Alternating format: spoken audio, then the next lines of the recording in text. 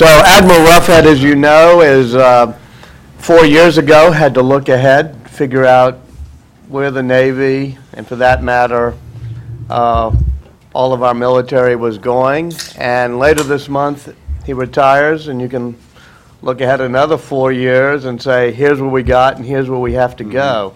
So let's start by having you go back to what you were thinking about 4 years ago and how far you seem to have gotten. Okay, great. Well, thank you very much. Thank you so much, Admiral, for being here. We really appreciate it, sir. Thank you. And thank you for your service.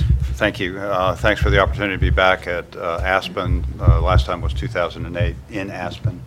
And so as I'm here, I'm going Aspen, Washington. Yes, right. But anyway, I really do appreciate the opportunity to talk about the Navy, talk about some of the trends, and a little bit about where we are today. Just to recap, your Navy today is at 284 ships. That's the smallest Navy it has been since 1916. We have right around 327,000 active sailors. About 65,000 reserve component sailors, and about 165,000 civilians. And in our civilians, we also have large industrial facilities, so we have a good spread across our civilian workforce. Operationally, we are as busy as we have been in my career. Heavily focused on the Middle East, obviously, and the wars in Iraq and Afghanistan. We vary between about 26,000 and 30,000 sailors in the region. That number swings depending on whether we have a second aircraft carrier in there or not. Most of those sailors are ashore. They're not on our ships. In addition to construction battalions and explosive ordnance disposal, and of course our SEALs and medical personnel, a couple of years ago, we began contributing about 7,000 sailors into the ground structures to fill needs that were there. So we had to put in place a training program, an assignment program, family support structure to accommodate that. Those sailors are pulled out of existing commands within the Navy. The carriers that we operate there, the one that's in the North Arabian Sea is providing about 30% of the air support into Afghanistan. Fairly long missions, launching from the North Arabian Sea and then back again. About 4 years ago, we put in place a maritime strategy. It's rather short, but it really hits on a couple of areas. One is that we said that our function and our view was that it was as important to prevent war as it was to win war. We also focused on two areas primarily, the Western Pacific and the Middle East. There was some internal debate, you can't name two separate areas because others will feel, not as important. But my sense was that's where the greatest security challenges will come from. That's where the economies globally will be fueled from. And so that's why we want to make sure that we're paying close attention to that. We also laid out what are the capabilities we want. We wanted to be a deterrent force, both with our nuclear deterrent and conventionally. We wanted to be a forward force deployed globally. We knew we had to address sea control, power projection, which are traditional Navy and naval missions. And then we added in two more. One was maritime security, because we saw increasing trends of the use of the sea for transnational criminal activity, and many of our friends were being affected by that. And then we also put in place humanitarian assistance, disaster response. All of us, Navy, Marine Corps, Coast Guard, have always done disaster response. It's just what naval people do. But we also, in the aftermath of the tsunami of '04, saw the need for a more proactive approach. And since 2005, from our ships alone, we've serviced over 500,000 patients in the Pacific and South and Central America and in Africa. And about that time, as I was coming in, I also looked at the defense budgets And my sense was we were riding an inflated high longer than we should have. And so I was pretty sure that on my watch, we'd put the stick over and we'd begin the dive. I would tell you that the pressures, the economic pressures that we feel today, I didn't quite have that right. I think it's a little steeper dive and more pressure than what we anticipated. And so that generated how we ran the business of the Navy, to get stability in procurement accounts. And some of the things that we did was we actually canceled some ships, restarted another line that gave us greater efficiencies and more relevant capabilities. We got control of our submarine program, so we were able to get into a 2-year production. We were able to get in production our basically renewal of the aviation fleet, and that also has allowed us to go into unmanned systems, not just in aviation, but also underwater. We looked at how the nature of warfare was evolving. We, like many of the services, are very tribal. We have a submarine tribe, and we have an aviation tribe, and we have a ship tribe. But my sense was that the world that we live in today is driven more by information than the platforms, if you will. And about 2.5 years ago, we moved to restructure ourselves, combining intelligence and command and control into a single structure. We reestablished a 3-star headquarters and gave them global responsibility for cyber operations of all types. And then we also took a look at the greatest thing we have, which is the human capital. And if you sensed it, if you moved it, if you analyzed it, if you developed or fixed the systems that information rode on, we created the Information Dominance Corps. Mm-hmm. And for 2.5 years, we've been operating with that, and it has paid off handsomely as we have to address things like anti-access and area denial investments and strategies. It has given us a more complete look that wasn't dependent on one of the tribes following through on a particular investment stream that we needed all things tied together on. We also took a look at the industrial base, which for the Navy is extraordinarily important. And I will tell you that particularly in the areas of shipbuilding is extraordinarily fragile. And so as I was putting the budgets together over the last 4 years, I looked at 3 things. I looked at the mission. In other words, those things that we were buying, were they going to be able to deliver on that which we believed we needed to do today and into the future? We looked at the budget itself. How much money do you have? And then the third leg of the stool for me was the industrial base, because we could make decisions that could cause that base to implode. And so I just went mission, budget, base on every procurement decision, and that was my way of checking to make sure that we had some good balance going forward. We know that there are going to be some significant pressures in the years ahead. My view is that we have to meet them head on and make the best decisions that we can based on a strategy that I would submit is still valid. As a gentleman asked me last March, he said, "Are you going to change the strategy?"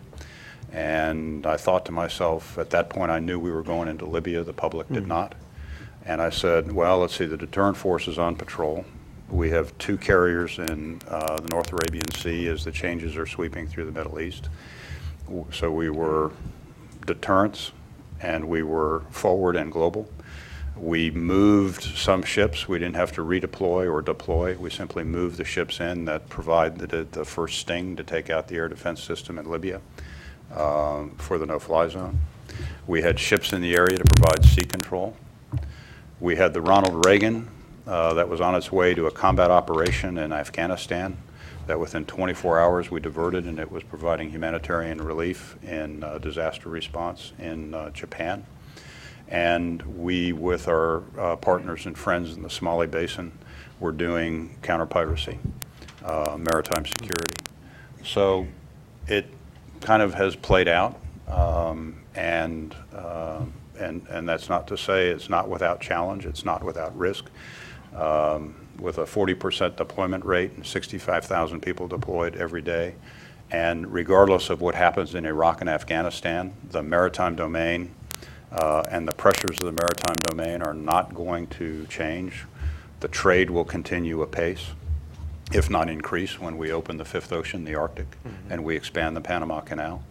The interest in drawing resources from the bottom of the ocean is only going to increase. And with that will be potential frictions of competing claims in the maritime domain. And so I think that the future is one that the role of the Navy and the sea services will not diminish, especially given my belief that in the future issues of sovereignty will be much more sensitive than they are today. And that's why when I look at my friend in the Marine Corps there, the Navy and Marine Corps provide that offshore option that doesn't infringe on sovereignty, that can be moved quickly, that doesn't require basing rights, that doesn't require overflight rights, and that the Commander-in-Chief can put anywhere he or she wants to put it. And so with that, Walter, I'm going to stop. I'm going to do some very specific questions based on Sure. what you said, because it was so interesting. One was the unmanned systems, by which I assume you mean submarine drones as well as missile drones. Is that driven partially or largely by budgetary concerns? No, I would say that it is. It's really driven, for me, for a couple things. One is that the technology has gotten us to a point where they are realities. And the other is that for many of the missions, particularly in the information domain, where you're sensing the environment and the longer dwell that you can put in place, that's best done by something that's unmanned, because you don't get into the issues of human fatigue. And my view is the dull and the dangerous are perfect missions for unmanned systems, because you don't have to worry about that. What about attack drones? Are there I think that that's very much part of the future. In fact, we are basically deploying three families, if you will. We have the long dwell, which is our larger unmanned system. We are now flying our flying wing, which will be the one to go on and off the aircraft carrier. And then because we have many airfields, we are also into rotary wing helicopters, because our big airfields are the aircraft carriers and the big amphibious ships. But all of our ships are an airfield. And if you can get on and off vertically, that Where makes do it you good. stand on the controversy that's even within the military and the CIA of the efficacy of attack drones in terms of? I think that that for certain missions that they can be very effective, and I believe that they have given us opportunities we otherwise would not have because of the long dwell and the constant stare that they can provide, and then the lethality that they bring. So I think that that's an option. We in the Navy are equally interested in unmanned underwater systems. We own the underwater domain, and I believe that unmanned underwater systems are only going to contribute to that. And I believe the technology has now gotten to a point where I'm very encouraged by some of the things that we're doing there, what we're seeing there, and I think that's a very Does the new field. DoD procurement process make that more difficult? Well, I think some have heard me talk about the process and the bureaucracy and also culturally how we have settled in, and I'm talking about DoD.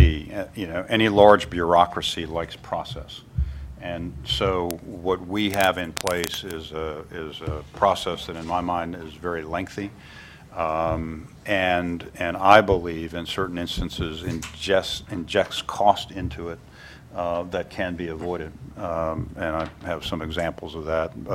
But I do think that with the pace of technology, the pace of technology can turn much more quickly inside of the procurement process, and we need to turn that around. The Information Dominance Corps, should that be in each of the services, or should that be a separate service eventually? I don't think it should be a separate service, and I would say that every service is going to have to organize how they best see fit. for us, because we had the issue of trying to integrate across, these highly complex systems and tribes, that in my mind, we needed to come to one structure, one set of authorities. And so not only did we move all of the intelligence, surveillance, reconnaissance into there, but I moved all the unmanned systems in there, because as we are currently set, the unmanned systems are basically nodes. They're either sensing information or they're a relay point for information. And now we're starting to get into the ability to weaponize them. But I wanted the unmanned system to evolve in as singular a way as possible, because every contractor that builds an unmanned system for me gives me a different control and processing system. And indeed, the same contractor giving me two different types of unmanned systems will give me two different types of control systems. And in my mind, what I need to do in order to be as effective and as efficient as possible, I'd like a sailor to be able to sit down on a console and control an unmanned aerial vehicle, and then maybe an hour later, there's another sailor sitting down controlling a set of unmanned underwater vehicles. And that's where we have to go, because I can't afford, nor do I think we should stand for affording independent systems for everything that we operate. Wait, I don't quite get it. Why do we have independent command systems? I think it's just a function of how we have gone out, solicited for a particular capability, and then when that comes in, we are more concerned about the vehicle itself as opposed to what's in the back room.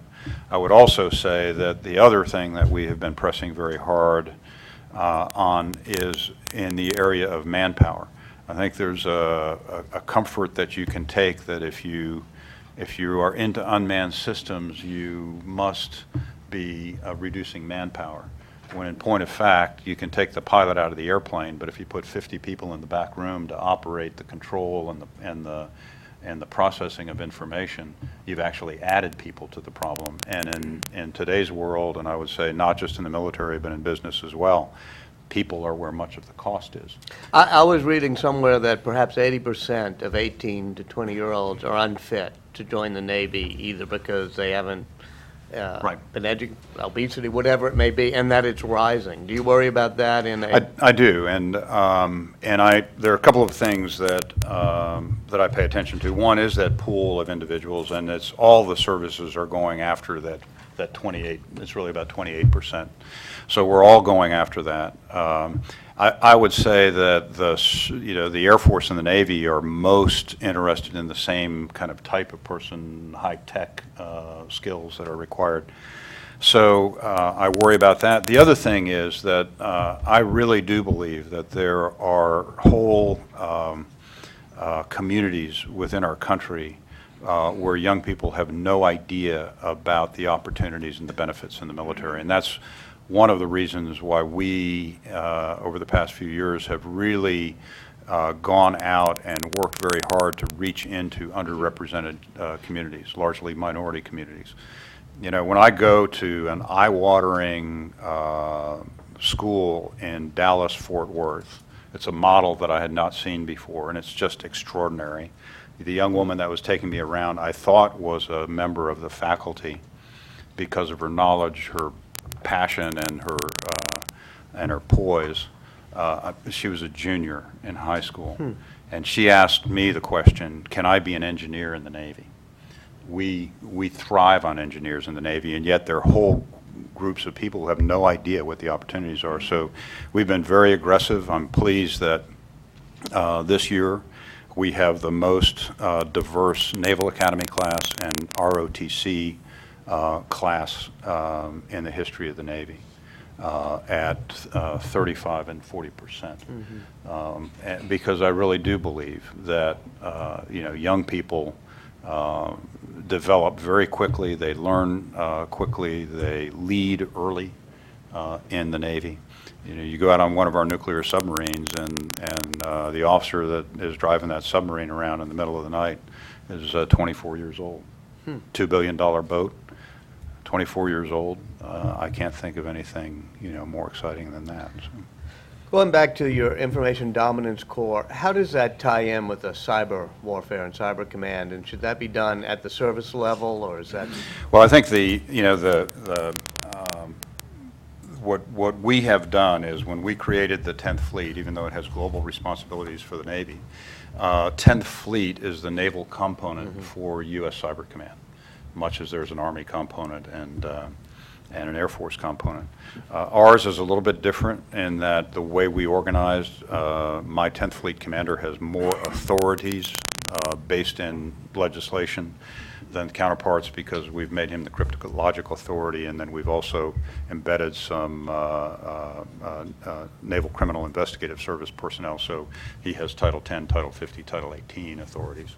And we also, as a service, do not have him subordinate to another Navy flag officer. He reports directly to Keith Alexander, so Keith can turn right to him and task directly without having to go through another layer. Administratively, he reports to me, and also we're doing some things that will make it, that he'll become much more agile because of how I'm aligning some budgetary authorities for him so that he doesn't have to go anywhere else for money. He'll be able to engage independently on that, because I think that's in cyber and in how we deal with cyber-related issues. Speed really matters, and so that's what we're trying to do. Speaking of going for the money, are the budget cuts too steep now? I think asking a service chief if budget cuts are too steep, is probably a credibility check on your part. Yeah, it's a little ping to see if we're still, on the same No, I mean, there's wavelength.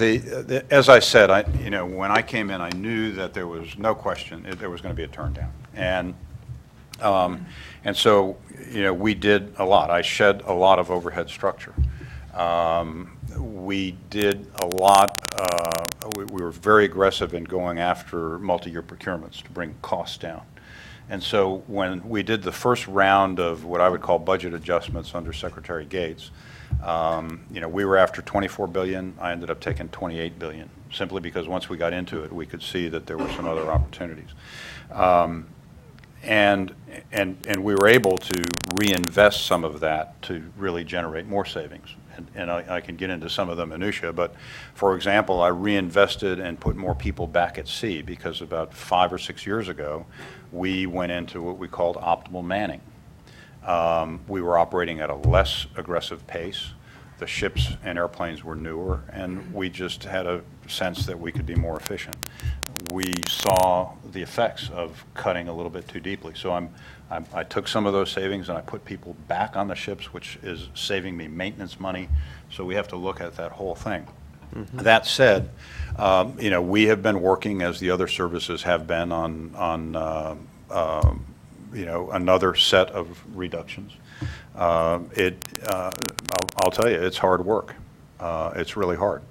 But I do believe that and it's still a work in progress, that I'm still comfortable that as you look out at your Navy and you look at what you're doing and you look at the strategy, that you will still see the Navy doing those things. Is there more risk? Are we pushing some communities a little harder? Yes, on both counts. Are we able to swing from one area of operations to another as fast as we could? There's going to be a little bit of a lag time. But it's still, you're still going to be able to see the Navy in play the way that the country has become accustomed to. I will say, as you march toward sequestration, possible sequestration, or additional amounts that bring you close to that number, that you're fundamentally going to have a different Navy. And do you have to come up with contingency plans for sequestration, or do you just pray? I'm always looking at what the outcome might be, and looking at how do we as a Navy need to be able to take a look at not just our strategy, but as you know, we're involved in a strategic review. And I'm pleased at how our strategy has been reinforced by the Quadrennial Defense Review, and as we're having the discussions on our strategy now, the way that we laid out our view of the future and how we as a Navy wanted to work our way through that, there's great consistency as we go through. As this town perhaps heads towards sequestration, either before you take your uniform off or after you take your uniform off, do you think it would be appropriate to warn the public and the politicians in this town what happens to the Navy? I think the question should be asked, what would the effect of it be? And I do believe that as you look at changes, and there's no question that the economic situation has to be addressed, and that the Department of Defense will be part of addressing it. But I really do think that there should be a thoughtful discussion on, what does it mean for the Navy? What does it mean for the Air Force? So you're going to speak out and describe what it would mean to the military? I believe that discussion should take place. And so you'll be out there. But, and one of the things you said earlier that caught my ear was you talked about the seas you have to patrol, and you said when the Arctic opens up. Do you think that the potential of global warming is actually a national security issue in that front for you? Well, one of the things that we've looked at, and we started it about 3 years ago, I put 2 task forces in play. One was Task Force Climate Change, and the other was Task Force Energy. Why those two? And I'm not a big task force guy because I think it's very easy to create new structure, take already busy people and give them additional jobs or ask for more overhead. But on these two, they were very important to me because, we can argue why the climate is changing, but, as I look at the Arctic in particular, there is more water than there used to be. For a Navy guy, we kind of like that, it plays to our strength. But it is changing, and our view of the science is that in the next 10 or 15 years, the fishing stocks are going to be migrating north because they're staying with the water temperature they like. Toward the latter part, I think we'll start to see expanded exploration and extraction from the bottom, and then in 25 years, you will have a predictable open passage over the top of the globe from Europe to Asia that will take about a week off, and in today's dollars, that's about $1 million. And I can't think of a businessman that will pass that up. So you'll have to guard those lanes, the US Navy. Well, I would submit that because of the countries that have Arctic interests, the U.S., Russia, Canada, Norway, that now is the time to begin to talk about how we do that. And I might also add that I'm an unabashed advocate of becoming party to the Convention on Law of the Sea, because I do believe that it is in our best interest, not just there. But climate change also gets into how do you deal with the littoral areas, because the populations of the world are closing into the littorals. The mega cities that are spawning and growing, most of them are in the littoral and in the coastal areas. So not only do you have the potential for sea level rise, but you also have compression as these centers are taking on mass and size. And then the thing that I'm always focused on are water sources and the competition for water. And my view is if we thought people were ready to go to war over oil, they're really going to be ready to go to war over water, because we can probably work our way through the oil. I'm not sure we can work our way through not having any water. Even if it's not a function of another country, sometimes the paranoia can kick in, and you can attribute it to other countries. So that's how we are looking at climate change and patterns shifting. I would also submit that in the nearer term, the expansion of the Panama Canal is going to also change the routes. And then we as a nation also need to look at our intermodal system, because the ships that now will be able to go through the Panama Canal, if we are not staying ahead of the right depths in our harbors, and I see my Coast Guard colleague nodding, then we could lose out, and that could cause some significant change for us. So again, I think I'm really struck at how little discussion there has been about the change in the Panama Canal and what it means in this hemisphere. and what it means for us from the commercial standpoint. On energy, my view is that energy is an operational issue. The less time I spend constrained by refueling a ship at sea, which normally takes a few hours and you're on a very steady and predictable course, submarines love that. So the fewer times you do that and the shorter you can do it, the better it is. For our expeditionary commands that we have on land, and I look at our Marine colleagues who have done some extraordinary work in energy. Every convoy that you don't run means a convoy that won't get attacked by an improvised explosive device. So there are very real operational and safety issues. And then also the opportunity that we may have to become self-sufficient or more self-sufficient. So, we have started in running everything we have on biofuels. In fact, 2 weekends ago, the Blue Angels flew an air show on biofuel. And we've run high-performance airplanes, our helicopters, our small boats, and we're getting ready to steam a combatant on biofuel. Our view is that we seek fuels that are not heavily dependent on water, and therefore there are certain sources that are attractive in that regard, but we're also drawn to algae as a source. So those are some things that are on our mind. Interesting. Let me open it up. Yes, sir. And identify yourself if you would. Sure. Martin Anderson. Question. In the last 10 years, one of the biggest non-traditional threats that has been coming forth is transnational criminal organizations. In your view, what has been some of the most important lessons learned that the Navy has taken away from this new phenomena? And if you had to make your case for your budget in part as to what you would want to do in this arena, what would you tell Congress? Yeah, I would say that it comes into a couple of areas. One, and that's why we put in our maritime strategy, maritime security, because in our case, the transnational criminal activity uses sea lanes and sea routes to either move people, weapons, drugs, you pick it.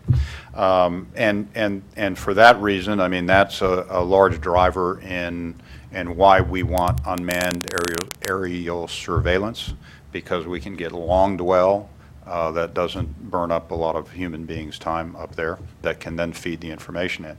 I would say the other thing that is important, and what we have been able to do in the area of maritime security, is included in our maritime strategy is a call to increase global maritime partnerships. Because it's how countries share information, not necessarily intelligence, but operational information. How we operate together as either coalitions or collections of activity. I mean, the piracy patrols in the Somali Basin, I refer to it as the strange bedfellows, because we have NATO there, which you would expect, and the EU. But Japan and Korea, we're used to operating with them very closely because of our alliance in the Western Pacific. So when they join the group, it's easy. But we have China, we have India, we have Malaysia, we have Singapore, we have Turkey has been a strong leader there. We also have created other coalition forces in the region. Some commanded on 3 occasions by Pakistan. And for the first time in history, a year and a half ago, an Arab nation led a maritime task force, coalition task force. And since that time, 2 other Arab nations have picked up the leadership role as we bring people together. So I think it's how nations come together. And we host at our War College in Newport, Rhode Island, an international sea power symposium. And I would submit that the way we have approached this with our friends and partners has continued to draw people together. 4 years ago, 67 countries were present. The conference will take place in the middle of October this year, and right now we have 114 countries registered. And that tells me that there is a desire to work together, and I'm very mindful of some of the political constraints that countries may have. And countries may be comfortable, working, you and I may like to work together, but When you come in, it puts a different dimension on. But by having the types of relationships and the means to move the information around and an openness of supporting others, I think is very helpful. For example, there are African countries that depend greatly on the, I call them the protein stocks, the fish in their EEZ. They don't have the means to patrol or enforce or even know what's going on there. Countries have worked together to share that information. We, on occasion, have taken one of our frigates, but we've put that country's law enforcement people on it. We have the ship, they have the authority, and we're working cooperatively so that they can police that area that's so important to their economy and to their well-being. Yes, Mr. Singh. Hi, I'm Daryl Sung from the Singapore Embassy, and I would like to ask what you see as the changing role of the Navy in, you mentioned the Western Pacific, but specifically in Southeast Asia and the South China Sea, as well as on the Indian Ocean side of Southeast Asia. Yeah, I think, as we focused on the Western Pacific and the Indian Ocean region, to me, it really is Western Pacific, and then it moves into the Indian Ocean region.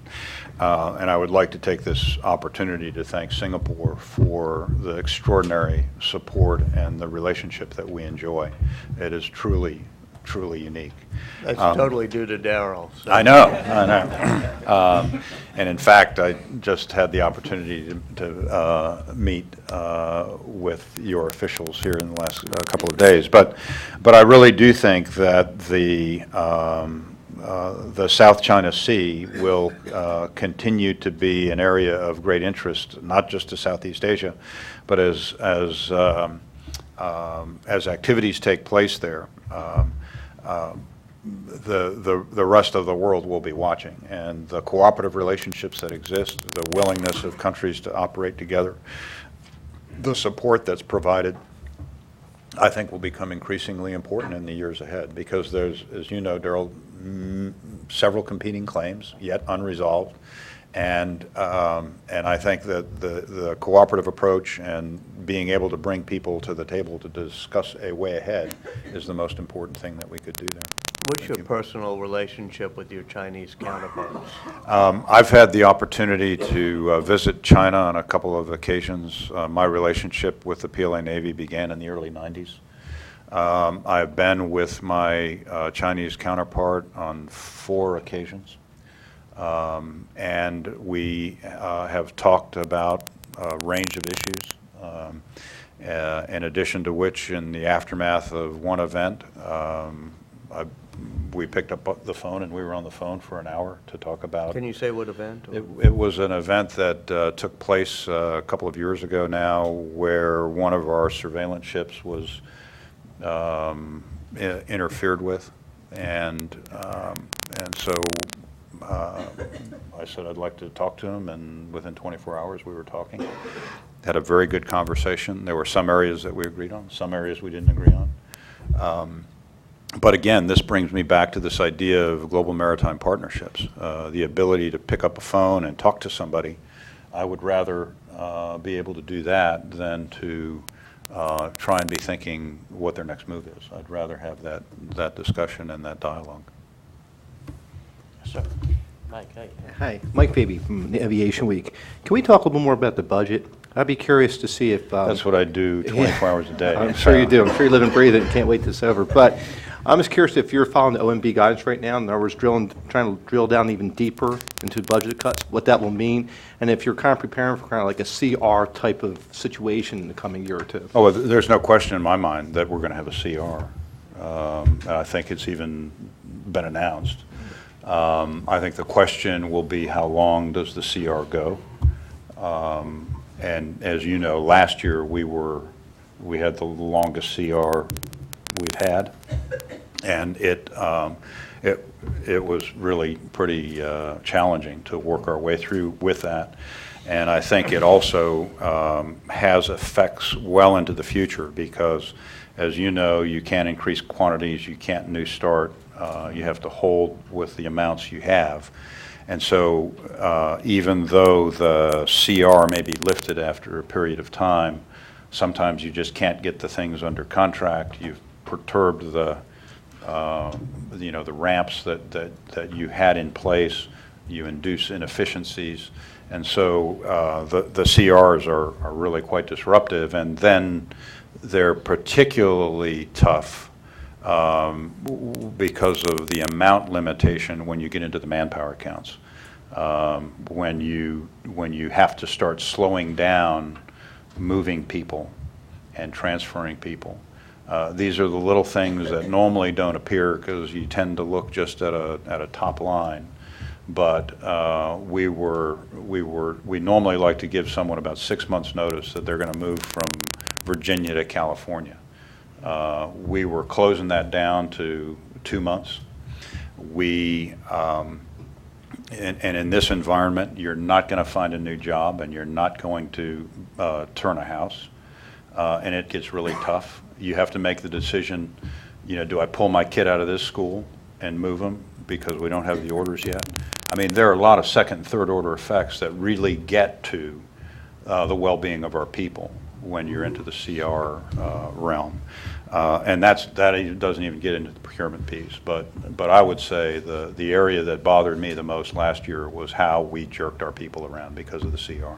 Will it be more difficult with the whole budget atmosphere right now? Does that make it even more difficult? Well, I think you have a lot of things going on. You have the CR going on. You have a look at what are the future budgets likely to be, and how all of those play in. So you're really dealing with a multivariable problem right now, and that's what we're working our way through.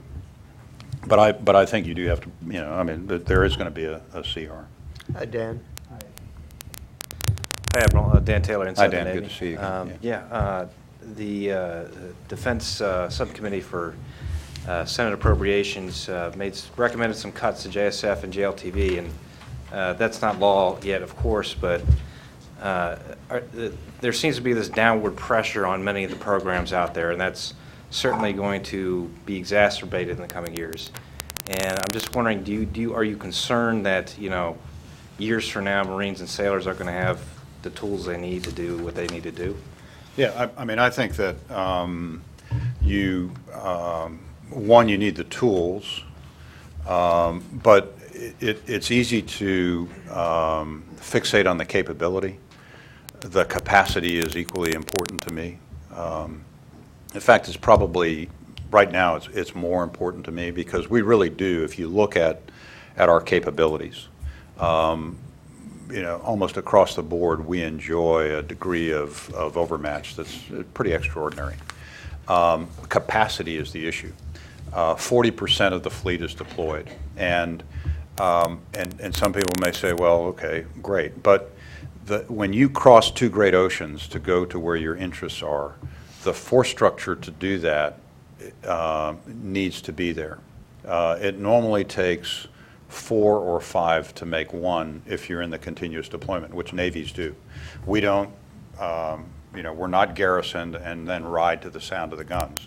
We are there, and we are able to respond as quickly as we do because we're there, and we're also pretty darn good at it. And so capacity is really important.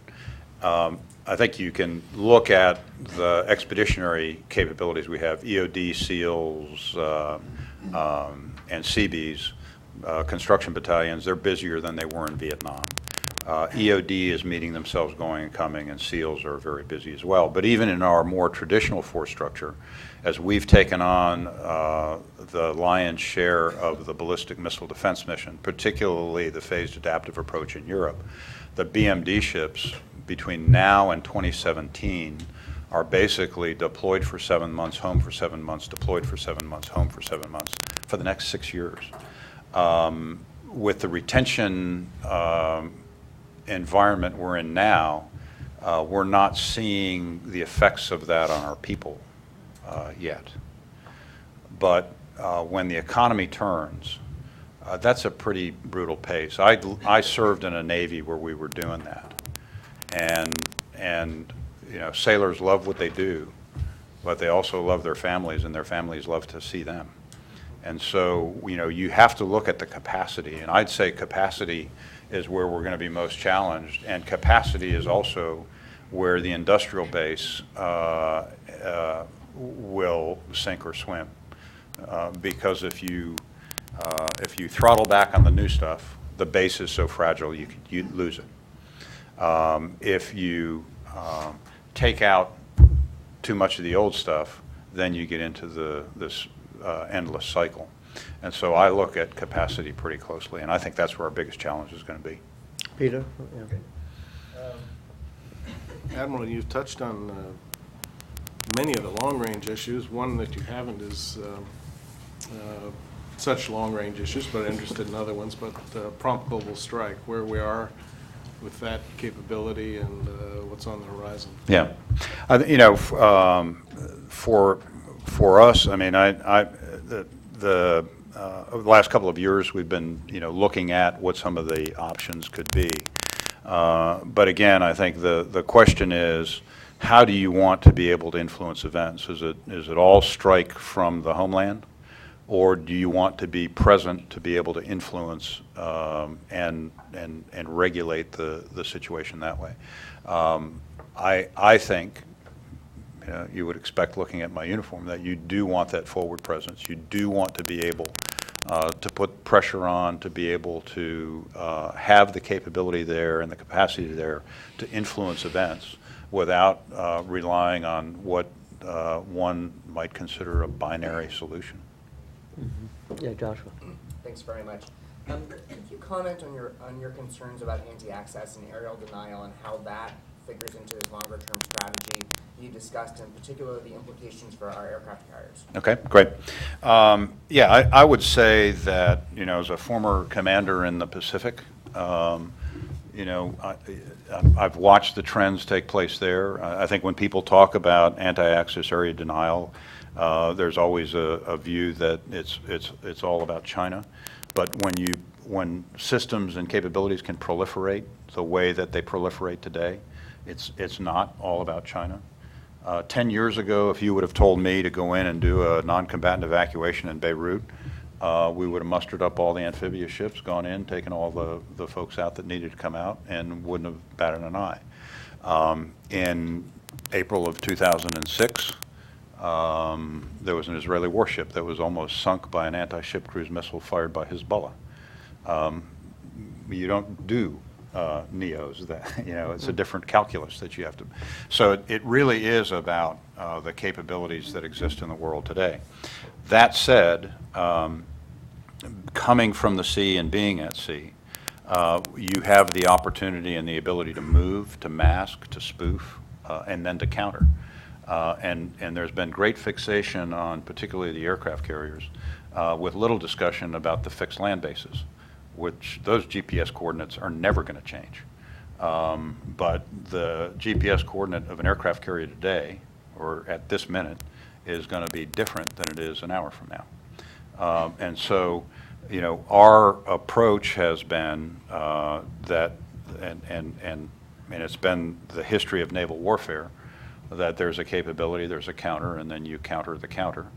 One of the things that the restructuring has allowed us to do, and the cooperative work that we've been doing with the Air Force in air-sea battle, has allowed us collectively to look at what are the capabilities, how do we want to make the investments, how do we want to adjust those investments, where do we have redundancy, for example, with the Air Force that we want, where do we have redundancy that's in excess. And so we've been able, with the two services, to make budgetary adjustments, and we have been very open with each other at all levels of classification to look at our programs so that we could make the best decisions collectively to do that. What we have found in the last 2.5 years as a result of looking at this information dominance portfolio in its entirety, because that does get into detection and counter on what I call the left side of the kill chain,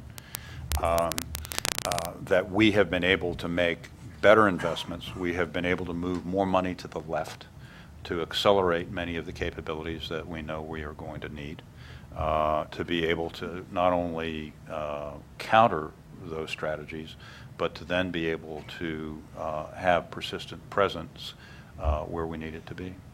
Mm-hmm. Matthew? Yeah, sorry. Okay, yeah. Hi, sir. Matt Leatherman from the Stimson Center. I have a question about the Ohio-class replacement program.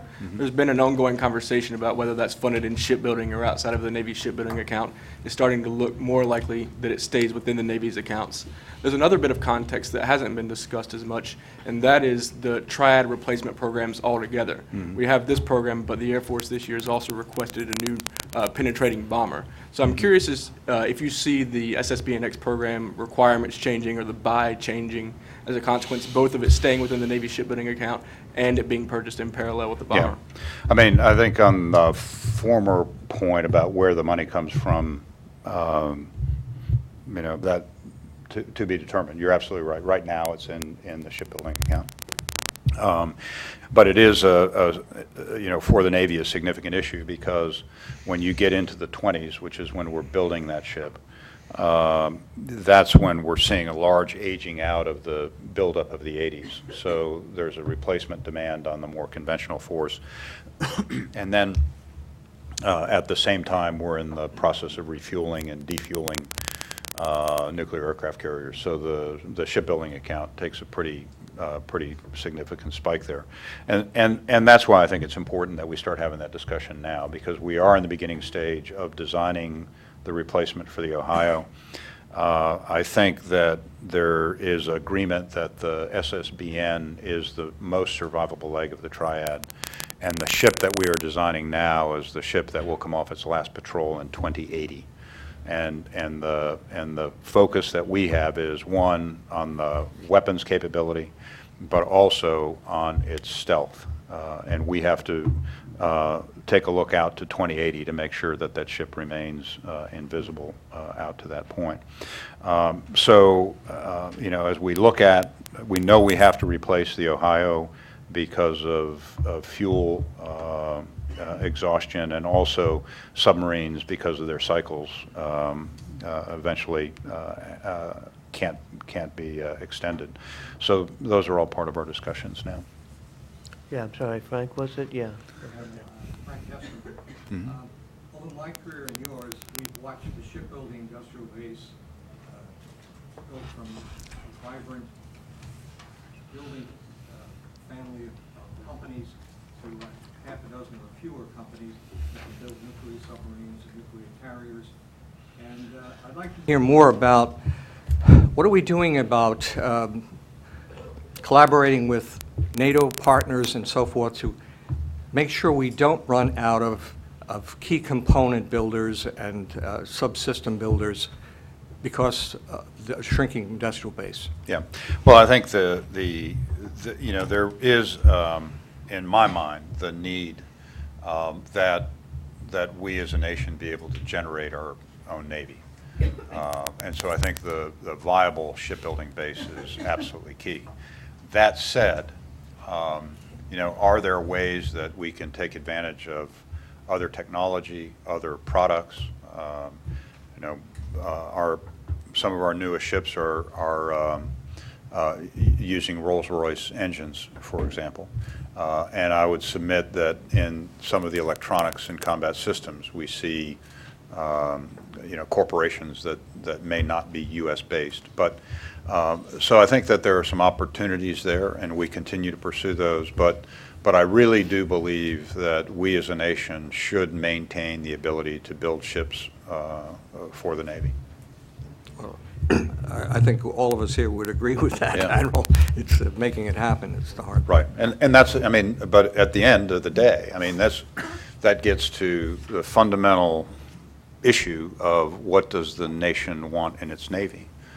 And, you know, when I sit and testify in front of the House Armed Services Committee, in the committee room, I keep looking at the plaque that says Congress shall raise an Army and maintain a Navy. And I think that maintaining of the Navy is a discussion that needs to take place. Admiral Evelyn Farkas for the U.S. European Command. I'm going to cheat a little and ask two questions and try to ask them really fast. First question is, what, if anything, do you think that we can do to boost our military relationship with India? Because that's obviously a key naval power in Asia. Second question is... Actually, I'll let you have the second question, but Okay. why don't we Okay. let him answer, and then I'll Yeah. promise to go right back to you. I'm very pleased at what we've been able to do with our naval relationship with India, not just in the realm of exercises and activities, but for example, we are building, I think I mentioned the new maritime patrol aircraft, the P-8, the commercial derivative. We have yet to take delivery of our airplane, and the Indian airplane is on path as well. So to me, when you share a common system, that's pretty good for interoperability, for training opportunities.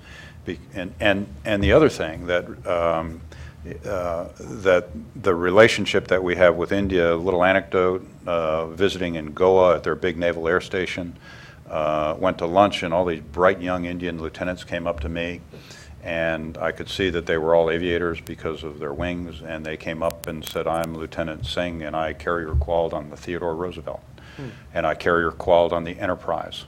I mean, and it was a point of pride for them. And so how we can bring our young people together, to me, is really important. Almost more important, not almost, it's more important than are we operating the same systems. I mean, I'd still love to have similar systems in play, but that common bond and the common procedures are absolutely key. And we continue to work very closely with India at a pace that they are comfortable with as well. And then just really quickly, in this time of efficiencies, what opportunities do you see for the U.S. government and specifically Department of Defense to work with the private sector on a voluntary basis, maybe not even contractual, to address our national security objectives? So whether it's exchanging information, dealing with veterans, what would be sort of the top priorities if you could pick them for the department? Yeah, I would say that I think we may be entering into a period where we have to figure out a way for industry and the department, and I'll just say industry and the Navy, and particularly in the case of shipbuilding, for example, that I believe that we have to be able to start to have discussions before you start getting into the contractual dimension. Easily said, but we really do have quite a bureaucratic process, and I've had friends in industry say, "I agree with you, and we'd like to talk," and then I say, "Okay, company B is going to be in the room too," and they go, "Whoa, not so fast."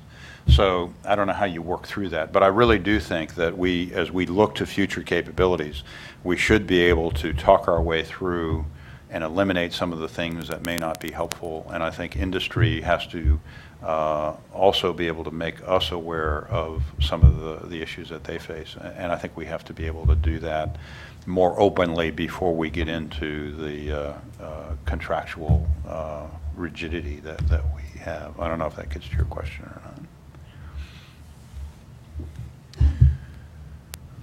Miriam Pemberton, Institute for Policy Studies. So you've predicted that in 25 years you'll have a new ocean to patrol, Right. And I wonder if that's an argument, that will be an argument for expanding the Navy to patrol this new area. The Navy is to be commended for doing the best job among the services of investing in reducing its own emissions, but I wonder if it wouldn't be better as a matter of national policy, instead of expanding the force to patrol a new ocean, to invest drastically in the American economy as a whole to reduce its emissions to try to prevent that new ocean from opening up. I'd have to look at the science of it all, and will you get there? And and I know we are a large contributor to that, but what other countries are doing the same, and is it going to have an effect and retard the trend that we see within the timeline that we see? Because my sense is, as soon as that ocean opens, it's going to get used because of the savings that are involved, and also the resources that are going to be there. And I don't believe I said we need a bigger Navy because of the Arctic. I think that we have to be mindful it's going to open, the way that we work with the other partners, you know, Canada, Norway, Russia, and how we understand what's going on up there, what are the protocols we have in place for search and rescue. And one of the things that I think it has the potential to be a bit problematic is an environmental disaster in the Arctic. I mean, we watched the Gulf through the summer, and when I look at the Arctic conditions, and even when it's ice-free, it's still going to be pretty tough up there. It's going to be cold, it's going to be rough, the depths are significant, and the Gulf compared to what we're looking at in the Arctic was a mill pond. And so, you know, what are the protocols and how do we position ourselves collectively to be able to respond to problems that can arise? I'm not saying they will arise, but they can arise. And I think how we work with those countries is extraordinarily important. I'm pleased that I had the opportunity this past spring to visit Russia and meet with my counterpart for the third time. First time a U.S. CNO has been in Russia since 1996. And we talked a lot about Russia, or a lot about the Arctic, and how we view it. And I'm interested in learning from them because they've operated up in those harsh climates pretty much as a matter of routine. I think that can inform us, and I think that's the type of dialogue that we have to have. Can you tell us a little bit more about the dialogue you've had with the Russians on the Arctic and what the challenges or problems you might face with them are? I think, you know, one, I'm extraordinarily pleased with the discussions that I've had with my counterpart, and that has led to some other interactions of other people in the Navy. I think we are both very mindful of the fact, and I think they're in agreement that it will be opening up. And we talked about the need to have the dialogue on, you know, how do you respond to issues that are up there. And it's in its early stage, but I'm encouraged by the fact that we're at least meeting and talking, and also a participant in a lot of the international fora that deal with it. Yeah, we actually have here the Arctic dialogue that involves the Russians on many of these issues, but I was just wondering if you saw any territorial or other problematic issues. We did not get into that. We just talked about, you know, is there a common view of what's going on up there, and that there will be some territorial issues, and that are invariably going to come up among the countries that are looking at the Arctic, and that's one of the reasons why I think we need to be at the table in UNCLOS. Right. Mr. Pincus, was it you? Admiral, and this may be sort of above your pay grade, which is the strategic review, but I'm intrigued with your idea that we are overmatched right now, but capabilities is more important. Well, actually, if I could, the capacity is the area that I'm concerned about. Capability, we enjoy some overmatch. And so the question is, just taking the Ohio as an example, I guess the plan is for 10 of them. Given the sort of, quote, nuclear threat,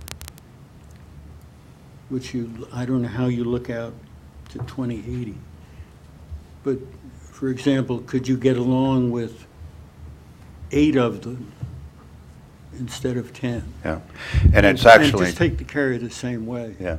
What I would say there is, as you look at the SSBN force structure, and it's actually the 12 is where we are, and it's not necessarily a question solely of the number of tubes and warheads, but rather how many boats do you want to have on patrol and in alert, and that's what generates the force structure.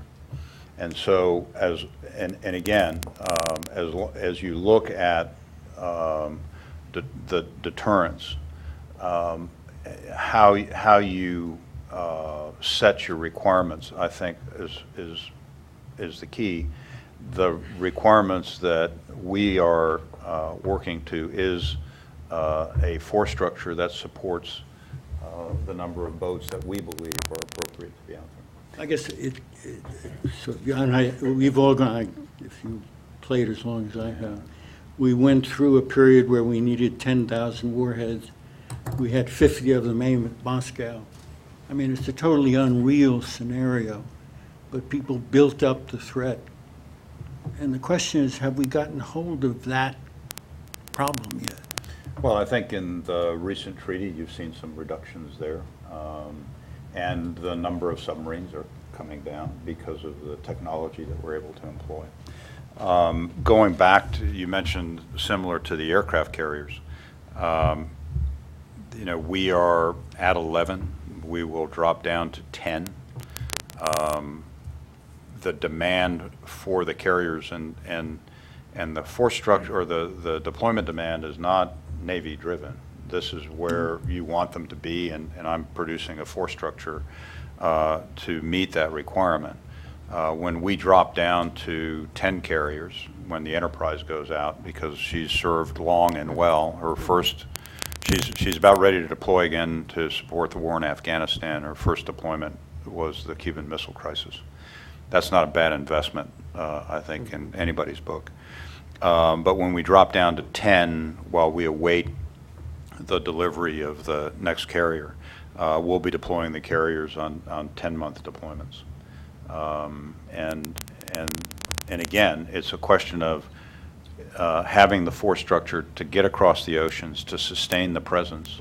And where we believe the carrier force structure is important is in the Western Pacific and Indian Ocean region.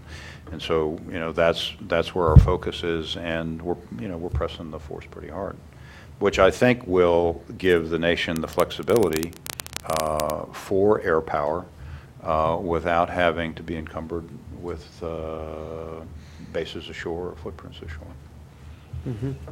Last question then would be, 4 years out, what do you see as the, you know, you looked 4 years out 4 years ago. What do you think will be the thing that'll surprise your successor the most? I think the thing that will surprise them the most is how fast the 4 years went, as I found out. I think that, you know, what I think will be the surprise, not to him, but to many, will be that even though perhaps some of the current activity will be reduced, that the demands that the nation will be placing on its Navy, and by extension I would also say its Marine Corps, I don't think will change that much. Unless we as a nation elect not to be present in certain areas. As long as there's a desire for credible presence that can shape events before they become problematic, that I believe the Navy will be called upon to be there. It's what we have done. It's what our people do, you know, just wonderful things. And I think that will be where we'll see ourselves in 4 years' time. I think the opportunities to take advantage of some of the technology that's coming along, it will be ours for the taking. We have to be bold. We have to be willing to experiment, to perhaps stumble and even fail in some areas. But I really do believe that we need to come away from a system and a process that does not allow for some of that stumbling and failing. Because when you're playing at the high end of technology, you're not going to hit it every time. And yet we, I think, have become very risk averse in that regard. And I would say that that's not who we are as a country. Give me an example of that. Well, for example, with the ability to field some of the high-end systems, such as the unmanned aircraft on the aircraft carrier, you know, I believe that we can get there by 2018. There are many that are saying it's too fast. I don't know as a nation if we ever said anything was too fast, but we're quickly falling into that, and I think that that is not going to be helpful. It will not allow us to seize some opportunities. It will not allow us to take advantage of the intellectual capital of this country. And if we jam that into a bureaucratic process that slows it down, it's not a good place to be. Well, thank you very much for this lunch. Thank you. Thank you very much for how you served the nation, and good luck in the next phase of your career, sir. Thank you very much. Thank you, Thank Admiral. Thanks. Appreciate it.